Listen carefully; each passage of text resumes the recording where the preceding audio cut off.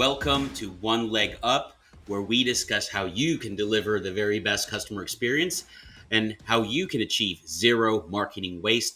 I'm Vic Sun, the mastermind here at OneLeg, and today I'm joined by Stephen Bradeen, co-founder of Chat Blender. They're our partner. And Stephen, how are you doing today, man? I'm doing just super, Vic. Thanks for having me on. I'm excited to chat with you today, as always. Thank you for being here. I know you're a busy guy. Stephen, just for our viewers and our listeners, why don't you give them some insight? What makes you the subject matter expert? What do you guys do? What's Chat Blender all about? Fantastic. Well, Chaplender is really a full service e commerce agency, and we like to focus on intelligent automation and conversation design as our primary or special sauce to making all the magic happen and ultimately driving millions of dollars for large brands and D2C's D2C businesses through items like SMS and Facebook Messenger, Instagram DMs, email marketing, and paid media, right? And ultimately creating exceptional customer experiences for your clients. Exactly. Very good. That's great. And so you're joining us today because we are going to discuss a super hot topic in the world of direct to consumer and even B2B. Marketing these days, chatbots, but in specific, how this new iOS update and Facebook versus Apple. This is a big thing right now. Everybody's talking about it, Mm-hmm. and we're hoping that today you can discuss that because you're very technical. You're obviously an expert in this in non-technical terms for our non-technical audience, Sure. to help them navigate through these things.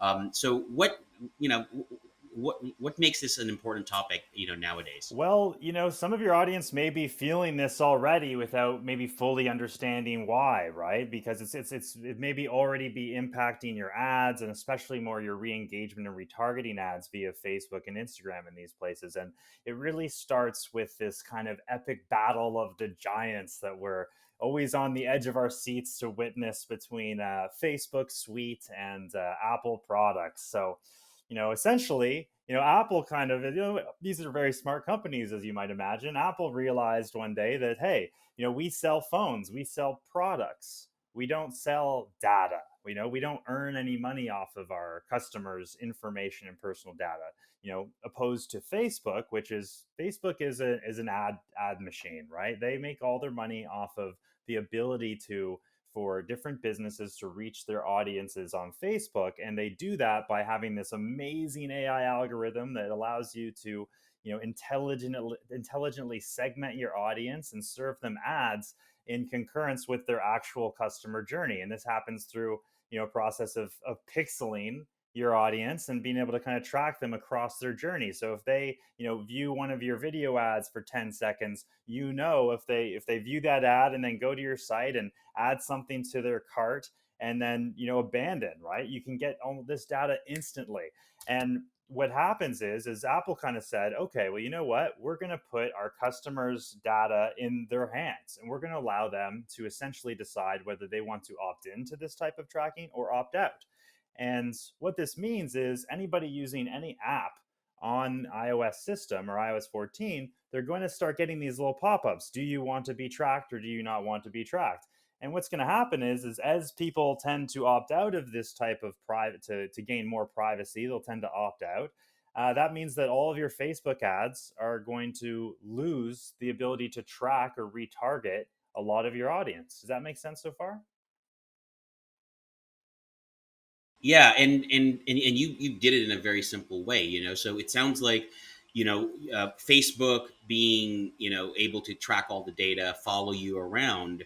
um, Now with iOS, for at least the people who use the iPhone, they're going to it's going to allow the device to control it as opposed to the platform. And really that's going to screw with Facebook's ability to track you Yes. and leverage that data for behaviors that they could say, well, now that you know the behavior of these users, now you can try to sell them or market to them in a particular way. So Exactly. you know it, it, tell me a little bit about, so if for the regular people who don't deal with chatbots and the automation pieces, what do they need to do, Mhm. or is there something that they need to do at this Well, point? definitely, and there's certainly tools that can support these items, right? Firstly, one of the big changes is, and Facebook's kind of taking this on board, right? They're not saying, they obviously they're not a huge support of it, but they have accepted it, right? So certain items on their platform, for instance, your general life cycle from a prospecting to a sale is going to be changing greatly. You're going from a 28-day attribution window all the way down to a 7. So if it takes 2 to 3 weeks to educate your customers on your products, it's going to be very difficult to track that from paid media. So, what do we do about this? It really has put on a real platform the importance of owning your data and having first party data and first party communication with your customers. So, what is that? That's being able to have their phone number, their email, being able to have them as a subscriber to your messenger marketing setup or your Chatfuel or ManyChat account. Um, and also being able to use that information in those automations to, once you gather it, and how do we gather it? We need to add value, right? We need to offer something that is valuable to our audience in exchange for this information, and then use intelligent automation to automatically upload this back into your, whatever platforms you're using, like a Facebook ads manager, to create custom audiences and lookalike audiences to then be able to reach this same group. So, without that, you are very much start to be in a situation where you're kind of buying your media blind, right? Because even if someone does work with an ad and ultimately convert, once that data goes through a site like Shopify back to Facebook's going to reject it. They're going to say, no, that person opted out, we can't use that data. So your visibility is a lot less, right? So all that to say, if you're able to add a lot of value to your audience and give them a real reason to want to engage with you, via SMS or via these other methods, you not only can use that to make your ads more intelligent and get a little bit closer back to what it is prior to when this came into effect. I think it was just over a week ago. um, that will kind of empower you to build better relationships with your customers and make sure that the value you're bringing to your audience is the first priority. Okay, and so I think one of the things that I took away from that, and I'm sure our audience and our viewers will have more questions, but how does the automation piece, knowing this now, what? Let's talk about bots, for example. How will that be helpful with this new changing landscape? Sure, sure. So one option for using a certain specific type of ad, and this is something that all my clients, were using before, so they're ahead of the game. But even the rare ones that weren't were messaging me kind of pretty quickly. Phones been ringing off the hook all the past 2 weeks as they've had to realize this. They want to make this exact type of ad basically their main thing, and what that is a click to messenger ad. And what that allows you to do is invite your use prospecting ads or any type of ad really, where you're inviting your audience into Facebook Messenger, where you can create an automated journey for your customers. This is as simple as a tap of the button, and it keeps them on the Facebook platform, right? And this is something Facebook's going to be doing more and more as they add more products to combat this. All the sales and all these types of things, they're going to stay on the platform. And what's going to happen is you can invite them into Messenger. You can greet them. You greet them usually with some sort of brand mascot or personality that is, quite charming and on brand.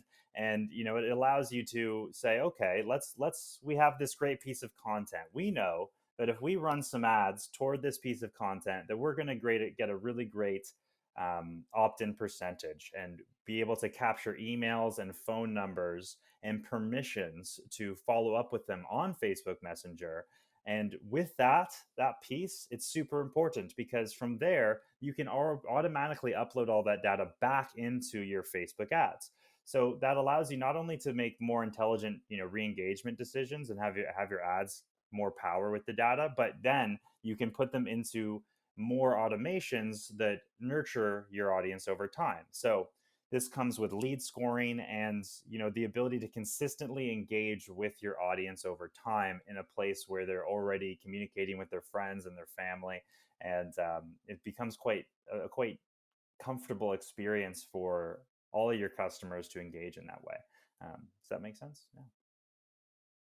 Yeah, it does. And so it sounds like the automation, if you have a bot, it allows for you to subscribe. It allows for you to pick up this first, the first, First party data, you, yeah. you call it first party data, right? And you're not relegated to just third party, and you're not losing that information. You're able to get those opt-ins, drive it somewhere so you can make better decision and engage and serve up the ads. Exactly. So, one of my, and I think that's a good workaround for a lot of people who are not familiar with this, who don't have a bot that's servicing that particular channel, because I wouldn't call it a bypass of the iOS, but if you get engaged, you're able to opt them in, follow up with them. There are caveats to that, of Sure. course, but that is the next best thing, and you're able to go through that with your audiences. And so the question here really is, okay, that still sounds a little too technical. We've talked to a lot of D2C companies, especially home improvement manufacturing. They have no clue the difference between a bot some of them don't even know that a bot could exist from Sure. within Facebook.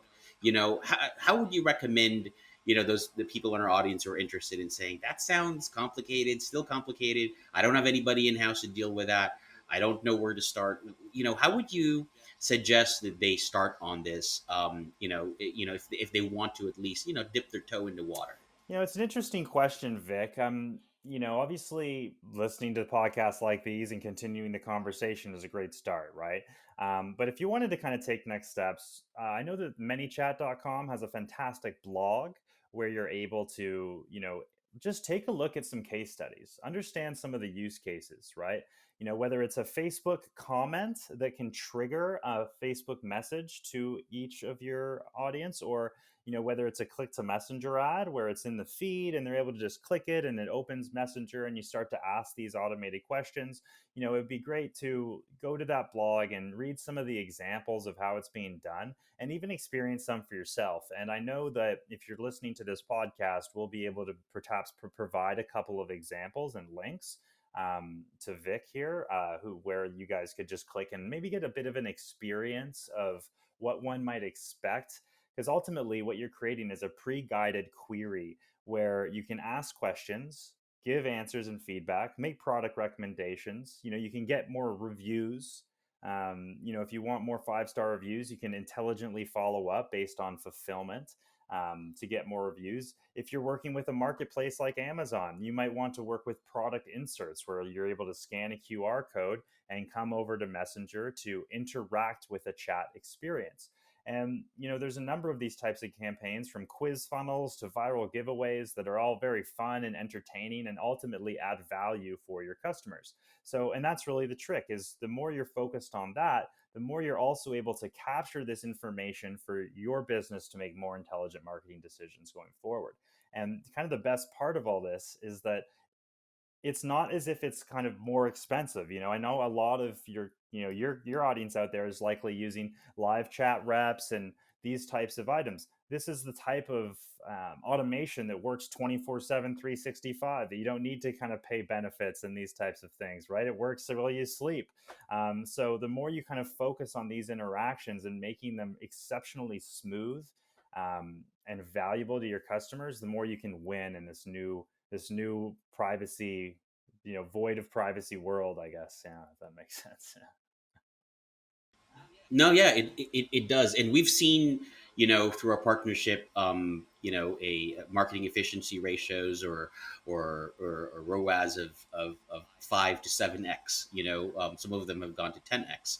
Based on this, you mentioned how this is so much more efficient and effective than we're not trying to get rid of human agents. You can have a bot that works side by side, Mm. but how do people navigate when choosing, so that most of the companies we talk to, they don't have a CIO or CTO who knows about the bots or NLP or AI. How do they go about choosing an agency, to go and say, okay, these are the people who are going to help me get this stood up. once they've decided on a platform, or at least they have a good general idea of what that automation or what that bot should do. You mean kind of more or less in terms of kind of choosing or finding a partner to help with this? I mean, ultimately, it's these are combinations of skill sets, right? To do this type of work effectively, you're talking some technical skill sets, you're talking copywriting, you're talking kind of the ability to deeply understand an audience.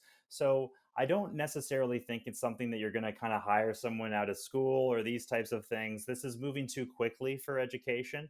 You're going to have to find an agency that is on the forefront and in the trenches and really in tune with the Facebook changes and can kind of forecast and understand what's coming, right?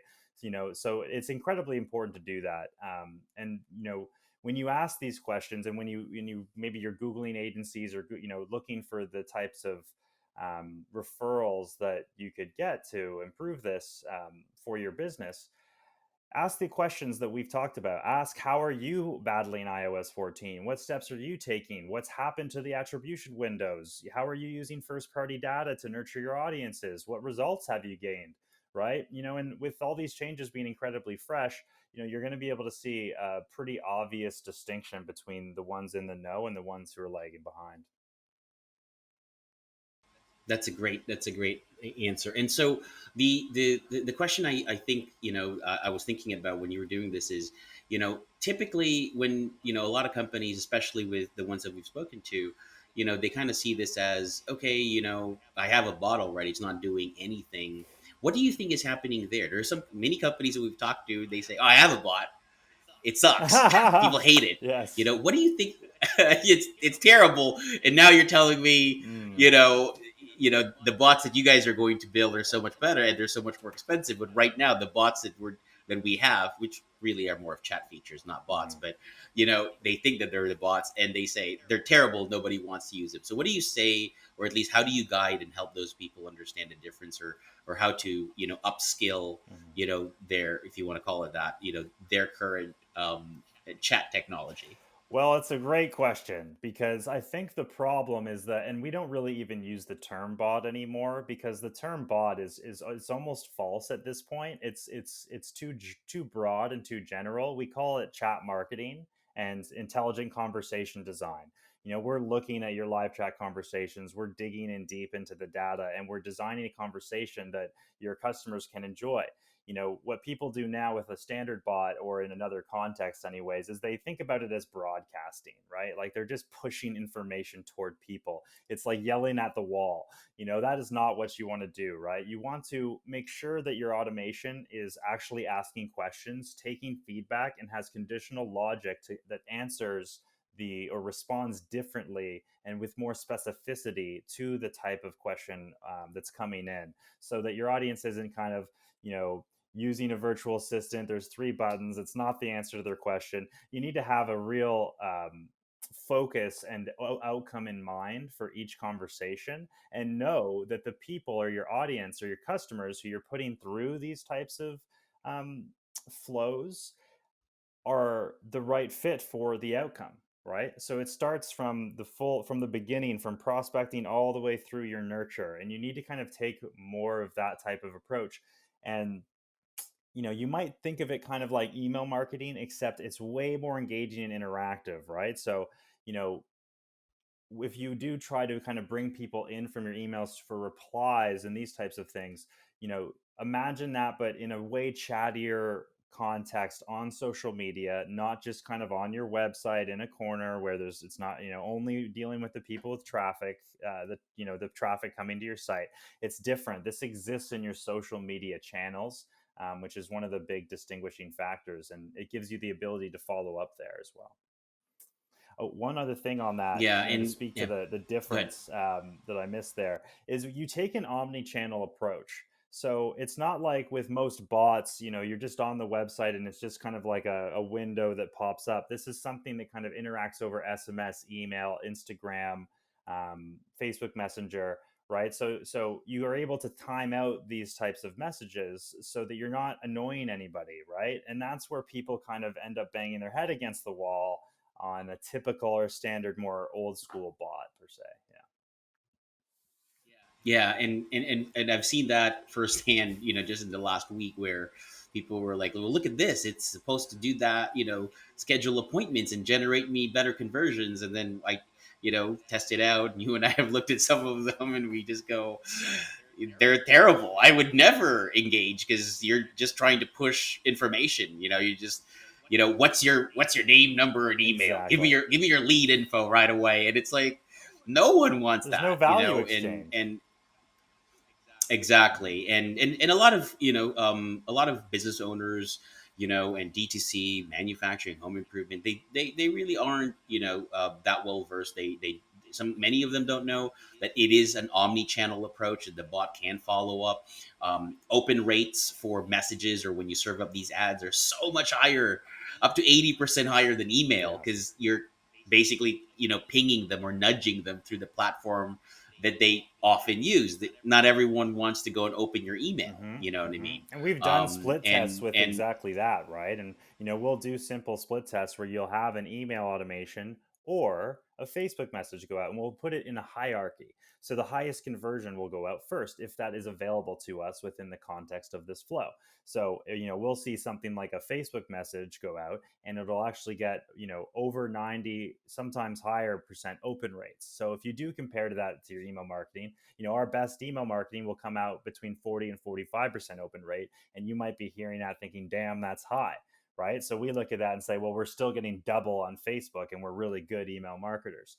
Um, and ultimately, alongside the opportunity to have, imagine what your conversion looks like if you said, oh, I'm getting 10% open rate on this email and 1% click rate. We just made X amount of money. What happens if you have 90% open rate? What would you do if you backwards rationalize that math, right? Um, you can end up seeing, very high, just as high as the open rate click rates as well. And, ultimately you're going to see better numbers on the conversion and your ultimate goal as revenue. Well, that certainly is, something that a lot of people don't realize. They only know what they know, and it is there's fear of Mm-hmm. change, right? And oh well, I'm not familiar with that. I've never succeeded with that. That sounds complex, but the reality is, doing what you're doing now, and it not being efficient, and you're just bothering a lot of people with a bunch of emails or your old school methodology. Over time that's not going to be effective. So I guess my last question would be, what do you project moving forwards 2021? How are the smart companies going to take advantage of this, and what will be the disadvantage to those who don't adopt to this new type of chat marketing, right? This intelligent conversation. Mm-hmm. What would be the pros and what would be the disadvantages to those companies? Well, Vic, it's a great question because, in the context of world issues, we're seeing an incredible shift online. Retail stores are not exactly very popular at the moment. Leaving your house isn't very popular in the moment. So, when you think about the importance of creating your online presence and dominating your online space, if you are not really paying attention to this and you're kind of like, oh, well, it hasn't really impacted us, we're just going to kind of keep doing what we're doing, well, it's going to impact you and it's a matter of time.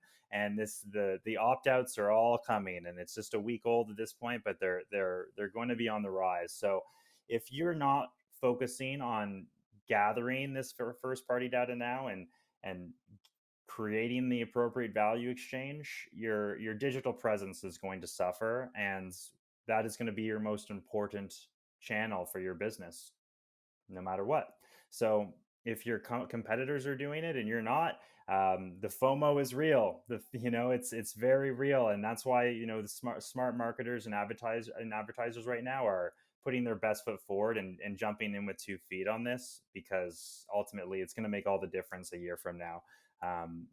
There's not a lot of optimism that this is going the other way, right? Like, well, there'll be other workarounds and API integration tracking in these items, but if your customer opts out, they opt out, and it's the Facebook won't be allowed to use their data. And even if it comes in through an API tracking integration, they'll be like, no, I can't use that. So unless you're nurturing your audience in the appropriate way, there's a huge possibility of being left behind in this space. Yeah, and you bring up another great point, about opt-ins and compliance, because you could say, well, we're just going to keep doing it. But I think over time we've seen a lot of, these ambulance chasers and these lawyers, figuring out, oh, not a lot of companies, and they make a ton of money, just creating havoc and issues for that. And for the most part, with regards to the compliance, you want to take that away. It's also poor customer Yeah. experience when you kind of dilly dally on the options or the choices that users make and say don't connect with me, and that was because of your poor execution from the beginning. Hmm. You know what I mean? So this was really super helpful. Stephen, it's so happy that you went on this. We have to do this again. I'm sure we're going to get a lot of people asking. We want more. And we have Stephen, Bradeen, co-founder for Chat Blender. They're our partner. That is it for us today. We hope you enjoyed our chat and learned a couple of things. As always, we here at OneLeg believe, poor marketing pollutes the planet, and that business is, a lot of businesses are full of tired, outdated, and indistinct, unremarkable, underperforming marketing that sucks. Yeah. But what sucks even more is that many companies have forgotten the most important thing: the customer. And so we're on a mission on behalf for clients, customers, to change that. To learn more, go to zeromarketingwaste.com, where you can subscribe to our blog and to this very podcast right here. You can also visit chatblender.com. They are our partner, help us with expediting implementation of your wonderful chat marketing or your intelligent conversation experience for your users. You can also find us and follow us by looking for the Flamingo and One Leg Handle everywhere you socialize online. Thank you again, Stephen, for being part of this, and we'll see you on the next episode.